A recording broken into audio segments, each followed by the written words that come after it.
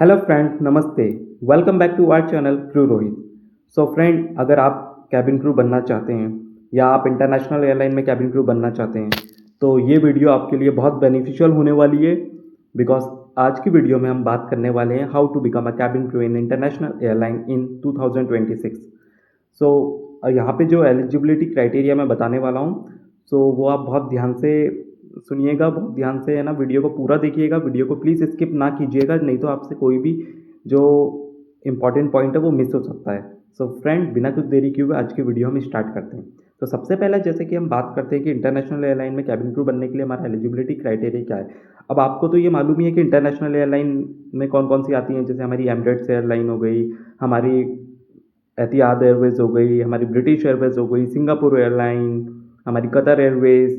तो ये सारी जो हमारी एयरलाइंस है वो सब इंटरनेशनल एयरलाइन में आती है। अगर इसमें आपको कैबिन क्रू बनना है तो ये वीडियो आपके लिए बहुत बेनिफिशियल होने वाली है। और ये वीडियो जो भी मैं बना रहा हूँ ना, ये सारी वीडियो मैं हिंदी में बना रहा हूँ, तो इसमें आपको कोई भी डाउट नहीं रहेगा। जो भी चीज़ें आप बहुत अच्छे से आपको समझ में आ जाएगी। तो सबसे पहले हम बात करते हैं एलिजिबिलिटी क्राइटेरिया में एजुकेशन क्वालिफिकेशन की।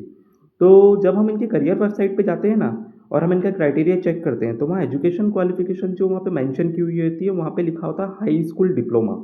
हाई स्कूल डिप्लोमा का मतलब होता है फ्रेंड्स, यहाँ पे हाई स्कूल डिप्लोमा का मतलब दिया हुआ है कि आप 12 पास, मिनिमम 12 पास आप होना चाहिए। कुछ एयरलाइन ऐसी हैं जैसे कि सिंगापुर एयरलाइंस, उसमें जो उनका एजुकेशन, जो वो लोग की रिक्वायरमेंट है एजुकेशनल क्वालिफिकेशन की, उसमें उन्होंने ग्रेजुएट लिखा हुआ है, मेंशन किया हुआ है, क्योंकि वो लोग ग्रेजुएट को हायर करते हैं। बाकी जो गल्फ कंट्रीज है, मोस्टली एयरलाइन है इंटरनेशनल, वो भी उनकी जो रिक्वायरमेंट है मिनिमम 12 पास है। अब अगर हम लैंग्वेज की बात करें तो अगर लैंग्वेज की बात करें तो यहाँ पे जो इंग्लिश है हमारी वो मैंडेटरी होना चाहिए। और अगर आपको कोई एनी अदर लैंग्वेज आती है जैसे कि स्पेनिश, फ्रेंच, या आपको जापानीज़ या अरेबिक, या जो भी आपको अदर एनी अदर लैंग्वेज आती है, तो आपको यहाँ पे एडवांटेज मिलने वाला है। ये एडवांटेज रहता ही है। अब जैसे आप इंडियन हो तो आपके पास भी टू लैंग्वेज हो गई, एक आपकी इंग्लिश हो गई, एक आपकी हिंदी हो गई। और प्लस अगर एनी अदर कोई लैंग्वेज आती है तो यहाँ पे आपको एडवांटेजेस मिलेगा ही मिलेगा। बट हिंदी और इंग्लिश आपकी मैंडेटरी होती है। मतलब इंग्लिश आपको आना ही चाहिए और साथ में आपकी हिंदी भी आना ही चाहिए। क्योंकि जब आप इंटरनेशनल एयरलाइन में रहते हैं और वो इंडियंस को हायर करने का उनका मेन जो पॉइंट होता है, मेन मकसद जो उनका होता है इंडियंस को हायर करने का, वो यही होता है कि आपको इंग्लिश तो आनी चाहिए, बट इंग्लिश के साथ में आपको हिंदी भी आनी चाहिए, ताकि जब कोई इंडियंस उनकी इंटरनेशनल एयरलाइन से फ्लाई कर रहा है हमारे इंडियन डेस्टिनेशन पे, तो क्या है कि जब अपने इंडियन के जो पैसेंजर होते हैं उनसे अगर आप उनको हिंदी आती है तो आप उनसे हिंदी में भी बात कर सकते हैं। और इंग्लिश तो फिर आपका मैंडेटरी है ही, वो तो यूनिवर्सल लैंग्वेज है ना। तो इंग्लिश तो आपको आनी चाहिए, बट हिंदी भी आपको साथ में आनी चाहिए। और कोई अगर प्लस ऐसी कोई एडिशनल लैंग्वेज आती है आपको कोई, तो वो उसके लिए आपको यहाँ पे एडवांटेजेस मिलने वाला है। अब हमने बात कर लिया अभी एजुकेशन की, लैंग्वेज की। अब हम लैंग्वेज के बाद बात करने वाले हैं हमारे एज लिमिट की। सो फ्रेंड्स, जो गल्फ़ कंट्रीज़ है, बहुत सारी गल्फ़ कंट्रीज़ में जो हमारी इंटरनेशनल एयरलाइन है, उनका जो मिनिमम एज लिमिट है फ्रेशर के लिए, वो है मिनिमम 21 ईयर्स ओल्ड। और जो मेन क्राइटेरिया है, जो हमने 21 ईयर्स डाला हुआ है, वो मिनिमम है। बट मैक्सिमम क्राइटेरिया की यहाँ पे कोई भी बात नहीं की गई है, क्योंकि मैक्सिमम वो लोग नहीं डालते हैं। क्योंकि मैक्सिमम मैंने देखा है मोस्टली जो क्रू हैं जो 35-36 ईयर में फ्रेशर्स हैं, वो कैबिन क्रू बने हैं इंटरनेशनल एयरलाइन में। बट कुछ एयरलाइन है जैसे ब्रिटिश एयरवेज है और कुछ अदर एयरलाइन से जो कि है ना, 18 ईयर्स वालों को भी हायर कर लेती है इंटरनेशनल एयरलाइन में एज अ क्रू। बट यहाँ पे जो मोस्टली एयरलाइन है उनकी जो एज लिमिट है, गल्फ कंट्री का तो रिक्वायरमेंट ही 21 ईयर्स होता है। जैसे हमारी कंट्री में 18 ईयर्स से एज लिमिट है, तो गल्फ कंट्रीज में 21 से पहले जो उनका लॉ है वहाँ का, उसके अकॉर्डिंग उनने अपनी एज वहाँ पे लिमिट है उसमें 21 मिनिमम मेंशन किया हुआ है। अब इसके साथ ही अगर हम एक्सपीरियंस की बात करें तो एक्सपीरियंस कुछ एयरलाइन एज अ फ्रेशर कोई एक्सपीरियंस नहीं लेती हैं। बट लाइक एमिरेट्स, रियाद, एतिहाद और कुछ कतर एयरवेज, कुछ एयरलाइन ऐसी हैं जो कभी कभी आपसे 1 ईयर का कस्टमर सर्विस एक्सपीरियंस भी आपसे मांग सकती है, वो आपसे ले सकती है। मतलब उनको चाहिए होता है कस्टमर सर्विस एक्सपीरियंस, क्योंकि उनके जब आप मेंशन पे उनका जो रिक्वायरमेंट जाओ देखोगे ना आप, जब भी वो लोग वैकेंसी रिक्रूटमेंट के लिए वो लोग वैकेंसी अपडेट करते हैं, तो उनकी अपडेट वहाँ पे आप जाके देखोगे रिक्वायरमेंट में मेंशन किया होता है कि you have at least 1 year of customer service experience so आपने कस्टमर सर्विस एक्सपीरियंस तो आपका होना चाहिए। आप किसी भी फील्ड में हो, चाहे आपने रिटेल में किया हो, चाहे हॉस्पिटैलिटी हो, चाहे आप एनी अदर जहाँ पे आपने कस्टमर से इंटरेक्ट किया हो, तो वो एक्सपीरियंस वहाँ पे प्लस पॉइंट होता है। वो एक्सपीरियंस को वो लोग प्रेफर करते हैं। बट कभी कभी क्या होता है कि वो लोग एज अ फ्रेशर, आप अगर हाई स्कूल डिप्लोमा किया हो, 12 पास हो, तब भी वो आपको हायर कर लेते हैं।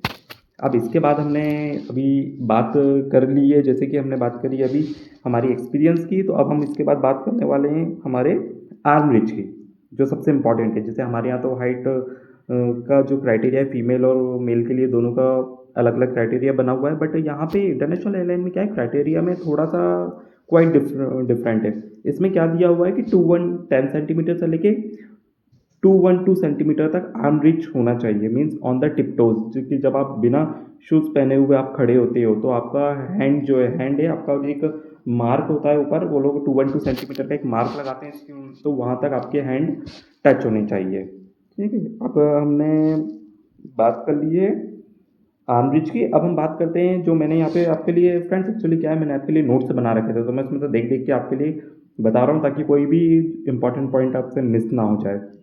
ठीक है, तो अब हम बात करते हैं टैटूज़ एंड पियर्सिंग। टैटूज़ का तो क्राइटेरिया आपको मालूम है कि जब हम यूनिफॉर्म पहनते हैं तो कोई भी हमारे विजिबल पार्ट, जैसे हमारे हैंड, हमारे नेक पे कहीं पे भी टैटू नहीं होना चाहिए, है ना। जब हम, ताकि कंपनी के हम यूनिफॉर्म पहने तो वहाँ विजिबल टैटू नहीं होना चाहिए। ठीक है, और टैटू के बाद में अगर हम बात करें, स्किन की बात करें, तो स्किन आपकी क्लियर स्किन होनी चाहिए। आपकी स्किन पे कोई भी स्कार मार्क नहीं होना चाहिए। ठीक है, कोई भी मार्क नहीं होना चाहिए, एकदम क्लियर स्किन होनी चाहिए।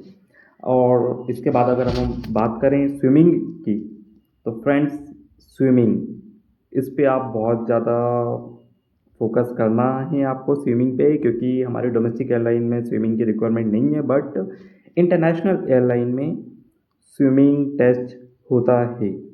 कुछ एयरलाइन ऐसी हैं जिसमें स्विमिंग टेस्ट होता है, बट उसमें वो लोग क्या करते हैं, अगर आप लाइव लाइफ जैकेट पहन के भी आप स्विमिंग करके 25 मीटर तक आप बता सकते हो, तो वो उसमें भी आपको प्रेफर कर लेते हैं। बट कुछ एयरलाइन ऐसी है जो विदाउट लाइफ जैकेट के आपको 25 मीटर टू 50 मीटर्स तक आपसे स्विमिंग करवा के वो लोग चेक कर सकते हैं। सो प्लीज़, जब भी इंटरनेशनल एयरलाइन में अप्लाई कर रहे हैं तो स्विमिंग ज़रूर सीख के रखिएगा, which is very very very mandatory. ठीक है फ्रेंड्स, क्योंकि अभी लास्ट टाइम जब मैंने एक एयरलाइन थी, उसका कोई इंटरनेशनल एयरलाइन थी, मैं नाम तो नहीं लूँगा, बट उनका जो क्राइटेरिया था उसमें जब मैंने देखा था, तो उसमें 70 metre without any life jacket आपको स्विमिंग करके उनको दिखाना था। अगर आप इसके बाद हम आई साइट की बात करें, तो आई साइट आपका 6/6 होना चाहिए। आपको कोई भी कलर ब्लाइंडनेस नहीं होना चाहिए। और डॉक्यूमेंट्स की बात करें, तो डॉक्यूमेंट्स में हम यह बात करेंगे, तो आपके एजुकेशनल क्वालिफिकेशन के जो सर्टिफिकेट्स है वो, आपका एक्सपीरियंस लेटर, प्लस आपका इंडियन वैलिड पासपोर्ट, जिसकी वैलिडिटी एटलीस्ट 12 मंथ होनी चाहिए। और आपका जो पासपोर्ट है वो आफ्टर 2022 और आफ्टर 2023 के बाद का इशू होना चाहिए।